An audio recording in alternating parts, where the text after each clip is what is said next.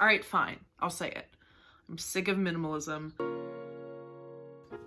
Welcome to today's video. I had a caffeine Cliff Bar, so I'm feeling good. So today I'm gonna talk about manifesting my dream home and what trends I see upcoming for 2021. Okay, so trend number one that I'm anticipating for 2021 and want to use in my decor is 80s postmodern opulence.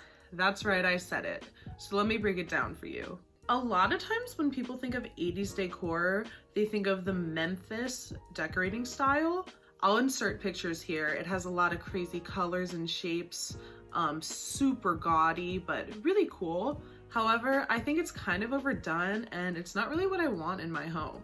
We've already seen the Memphis style in the past couple of years, so what I want to see is the other side of the 80s postmodernism. So VNA.com described that style as an unstable mix of the theatrical and theoretical that ranges from ludicrous to luxurious, a visually thrilling, multifaceted style. So basically it's meant to make a statement. Things like clear acrylic and lucite are used in furniture where wood would traditionally be used. So like mixing up materials is a big thing. And also like marble and gold, stuff that you'd usually relate to like antiques, is used in like really modern silhouettes, which kind of like confuses the brain a bit, I think. And that's why I love it so much for a room. Also, a lot of it is like form over function, meaning, I mean, you can still use the furniture, but looks come first. You're not thinking like, oh, I need a bed. You're thinking like, I want a bed frame that communicates this.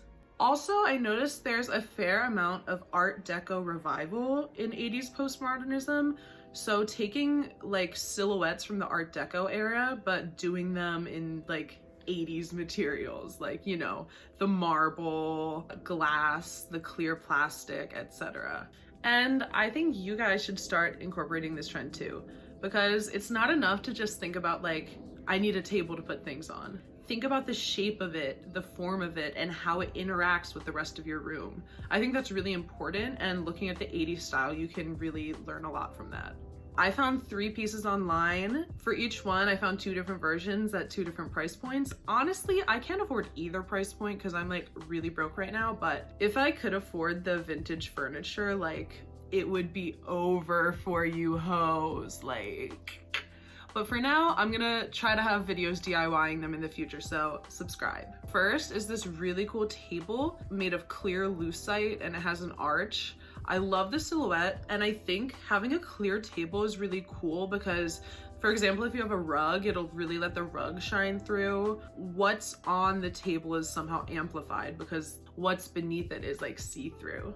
So there's one for $2,600 that I love. But I also found like a not as cute, but still cute one on CB2, and that's $300. Honestly, like I don't know what people pay for furniture. I just tried to pick the cheapest ones available, which still isn't that cheap, but. Oh, okay, so number 2 from this designer, Louis Dureau. I think I'm saying that right? Or Louis Durot, probably not that. It's this spiral chair. Oh my God, it's so gorgeous. I couldn't find anything else in this silhouette, but I found a chair at Urban Outfitters that kind of reminds me of it, and it's also like a velvet material. And then I found these really cool side tables. The mix of the black lacquer, or do you say lacquer? I don't know. With like brass just is so 80s to me, and I love it. And then I found side tables at Pier 1 that have that same like color scheme, which still screams 80s to me. Unfortunately, it's not the same silhouette, but still pretty cool. So our next trend is 70s Italian and Italian inspired design. I think sometimes when people think of 1970s, they think of like shag carpeting, those like egg-shaped chairs, maybe a conversation pit. Though conversation pits are so cool. I would love to have one. How can I DIY one? How can I create that in my house? I don't know. I'll figure it out. I'll make a video. Okay. But the 1970s that I'm looking at for trends isn't that so much. It's more like a luxe modern Italian inspired design. And what I like about it is that it has really warm, inviting, like organic colors and shapes, but then it's contrasted with like chrome in, I don't know, like a square, you know? It'll be a really round, soft, earth tone couch, and then like chrome floor lamp or something. I like that it's not just that the colors contrast, but the materials contrast too. One theme throughout this is a lot of like arcs and just curved lines in general, which we've already been seeing as a trend in home decor, but I think that's just going to continue on for 2021. It's not too minimal, but it's not too maximal. It's just right. And I think to get your house just right, you have to be really precise about what furniture you choose. If I could afford it, I would snag a Mario Bellini Camelionda couch. It's so gorgeous. It's a modular couch. I saw it in a home tour on YouTube. I'll try to link a video of it. You can buy replicas of them, which go for thousands of dollars. And I wasn't able to find like a cheaper option, honestly, but I literally want to learn how to build a couch so I could build this couch. Like, that's how much I love it. And it has bungee cords that attach the pieces together, which I think is so cool. The next thing I found was this stainless steel floor lamp. Apparently this is from Germany, so maybe I should have thought out the Italy theme, but I think it's so cool. Think of how gorgeous it would look next to that couch. Like, the contrast is awesome. It's kind of industrial, yet really chic at the same time. And I found one on Wayfair that's like kind of similar. The way they styled it in the product photos, I didn't like, but I mean, I think with the right kind of couch, right kind of table, it would look really cool still. Oh my God, this piece. So this is from the designer Willie Rizzo, and it's a revolving coffee table, almost $10,000, but it's gorgeous. It's so cool. I did find a revolving coffee table on Amazon for $250. It's definitely not the same, but I still think it would be super cool to have in your house. And then this is another designer that's not Italian. Like, why did I make this the theme? Milo Bauman, who is American. But I found these velvet stools of his that I thought were gorgeous and really fit that like organic, comforting vibe that I get from a lot of this. And it has that curved silhouette as well. And then on Wayfair, I couldn't find anything with the curved silhouette, honestly. I feel like it's about to be a trend though and about to hit the market. That's just my prediction. But I found these stools that are more of a normal silhouette, but I think they like fit the same vibe pretty well. Okay, on to trend number 3, the Luxe Boudoir. Think Hollywood starlet bedroom in like the 1920s, okay? My main inspiration from this was this picture of Jane Mansfield in her bedroom, which has a mirrored bed frame and black silk sheets. I actually bought black silk sheets because of this picture, and I love them. Also, if you haven't watched Dita Von Teese's house tour with Architectural Digest, please watch it. Like, you will understand my thought process for this trend so much more, so go watch that.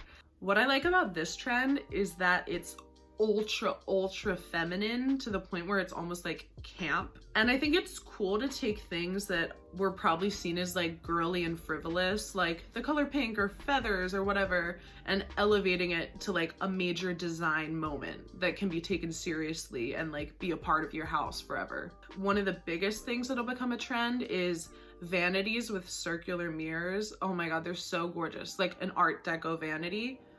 So I found one on First Dibs that's so gorgeous, but Urban Outfitters has one with a circle mirror, which like I think is kind of a sign that it's a trend that's coming in. I'll insert more pictures of other vintage ones I've seen. They're the coolest thing ever. I don't have a vanity right now, but in my next house, I need one. Also, an Art Deco style velvet headboard. I found this like vintage one that's really expensive, but they also have these all over. Like there's one at Target, or actually at Walmart. And I have a velvet headboard that I actually made myself. You can see it in my room tour, but I can post the site that I got the instructions to make it from. Okay, I think room dividers are so cute. They don't really have much of a function. I mean, they divide the room, but like no one's doing that. but this vintage one is so gorgeous. It's like leaves and made out of some sort of like, I don't know, not rattan, some sort of organic material. Oh my God, I would kill to have this in my room. But once again, Urban Outfitters has something with the same sort of vibe.